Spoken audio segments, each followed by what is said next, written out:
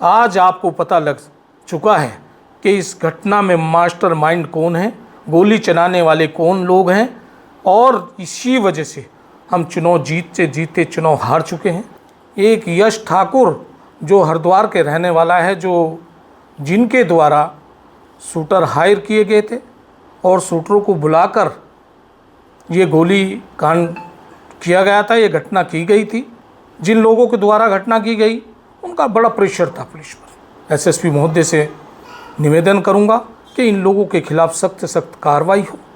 उसकी बोलेरो के साथ ना तो हमारे कार्यकर्ता ने कोई बदतमीजी की, ना हमारे बेटों के साथ कोई मामला हुआ। कोई भी आदमी अपने परिवार के, अपने बेटे के ऊपर गोली चलाने की ऐसी हरकत नहीं कर सकता। जो प्रेस कॉन्फ्रेंस आप यहाँ कर रहे हैं, क्या मामला है, आप पूरा बताइएगा। और जो पहले जो गोली कांड हुआ था, क्या उसी से जुड़ा हुआ मामला है ये? सबसे पहले तो मैं आप मीडिया का बहुत बहुत धन्यवाद करता हूँ, क्योंकि जो निकाय चुनाव थे, पूर्व में जो निकाय चुनाव हुए हैं, 23 जनवरी को मतदान होना था। उसी रात को जो कांग्रेस के प्रत्याशी थे उनके द्वारा मेरी गाड़ी पर, जिसमें मेरे बेटे सवार थे, उस पे उनके द्वारा गोली चलाई गई। और हम लोगों ने तब भी आरोप लगाए थे कि ये गोली कांग्रेस के प्रत्याशी द्वारा चलाई गई है। लेकिन उन लोगों ने एक जनता के बीच एक ऐसा मैसेज दिया कि इरशाद प्रधान ने लोगों के वोट पाने के लिए अपने बेटे पर स्वयं खुद गोली चलवाई।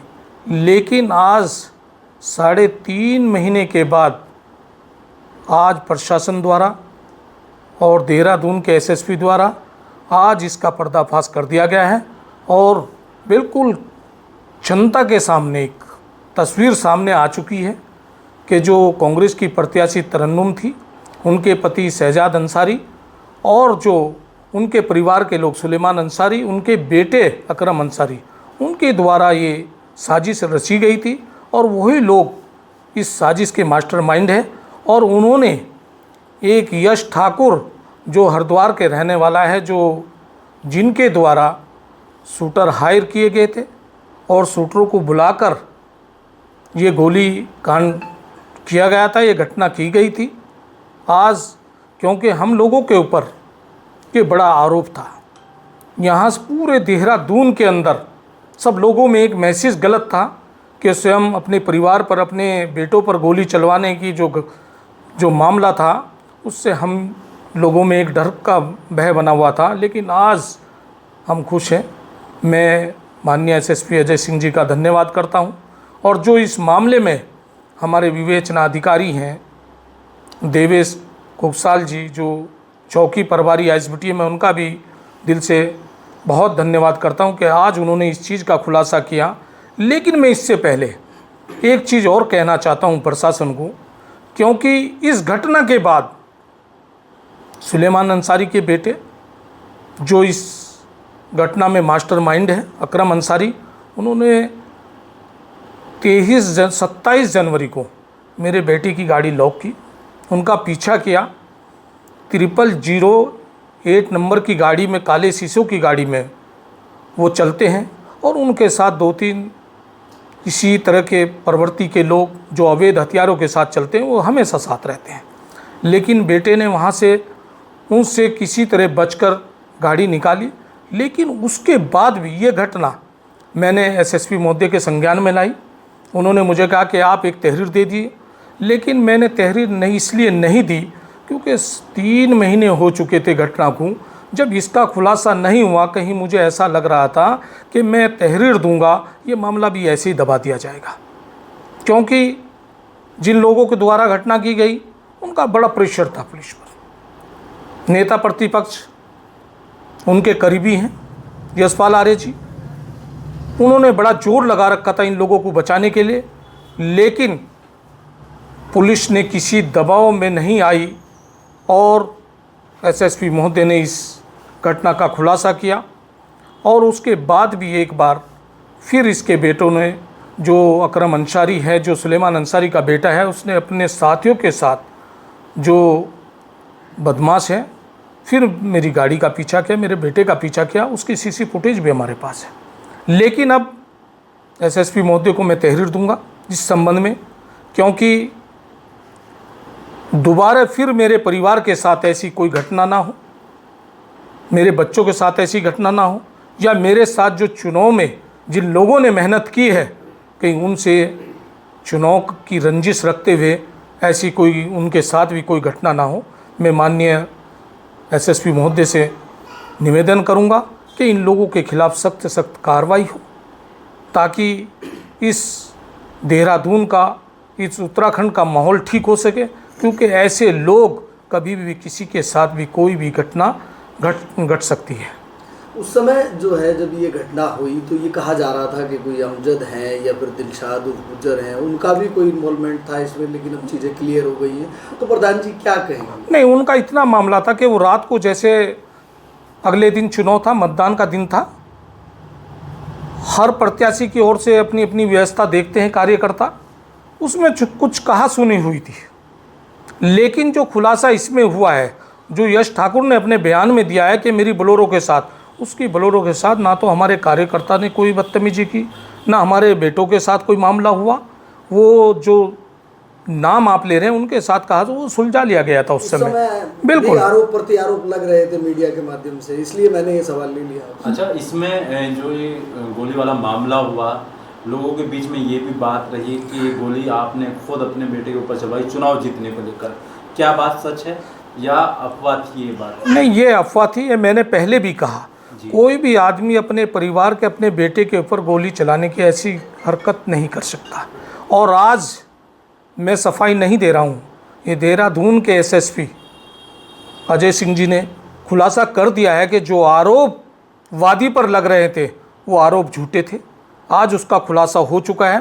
कांग्रेस की जो प्रत्याशी थी और उसके जो पति थे, उनके द्वारा ये घटना घटी गई थी। उन्हीं के चुनाव प्रचार में यश ठाकुर लगा हुआ था, जिसके द्वारा ये गोली चलाई गई थी। अच्छा, जो गोली चली है, क्या उससे आपको नुकसान हुआ है चुनाव में? गोली चलने से सुबह 2:40 पर गोली चली।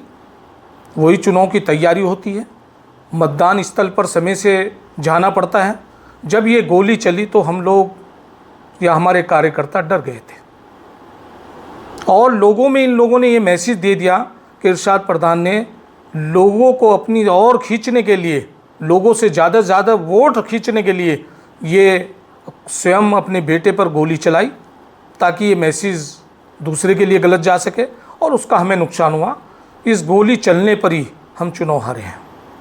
ये जो आरोपी हैं इनको जमानत मिल गई है, इस पे क्या कहेंगे? ये जो यश ठाकुर है, यशवर्धन उर्फ यश ठाकुर, इन्होंने हाई कोर्ट न्यायालय से एंटीसिपेटरी बेल ले रखी है।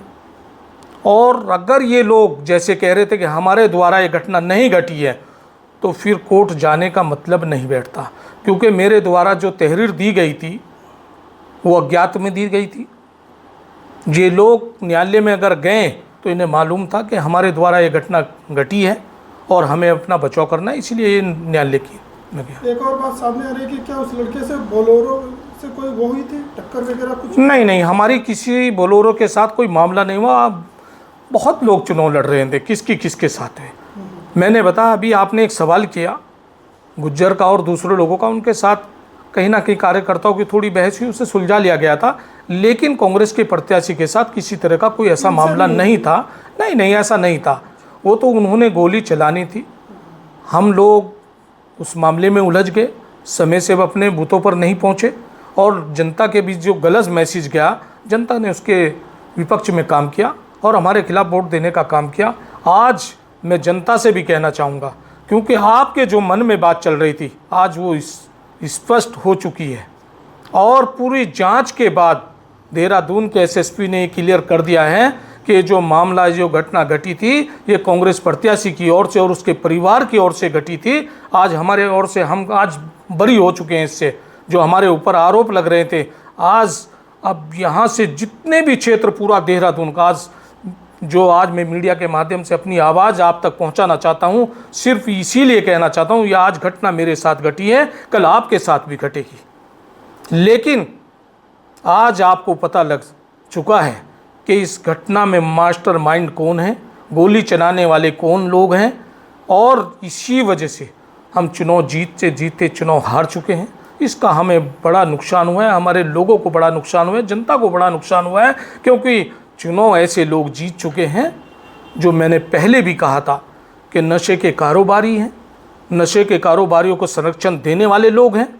तो इससे इस क्षेत्र का माहौल ख़राब पहले भी हो रखा था इन लोगों की वजह से। आज तो वो सत्ता में, आज तो वो पार्षद बन चुके हैं, अब तो उनका ये बहुत नशे के कारोबार को बढ़ावा देने में बहुत इनका हाथ रहेगा। मैं माननीय एसएसपी अजय सिंह जी से निवेदन करता हूं कि इन पर अंकुश लगे, नशे के कारोबार पर अंकुश लगे। जिन लोगों को ये अपनी सपोर्ट देते हैं, जिन लोगों को ये पीछे रहते हैं नशे कारोबार, इन पर भी बड़ा अंकुश लगे और आगे इनकी जो अकरम अंसारी जिस गिरोह के साथ चलता है, काली गाड़ी में चलता है, अवैध हथियार के साथ चलता है, इस पर अंकुश लगाया जाए, इसके खिलाफ सख्त से सख्त कार्रवाई हो।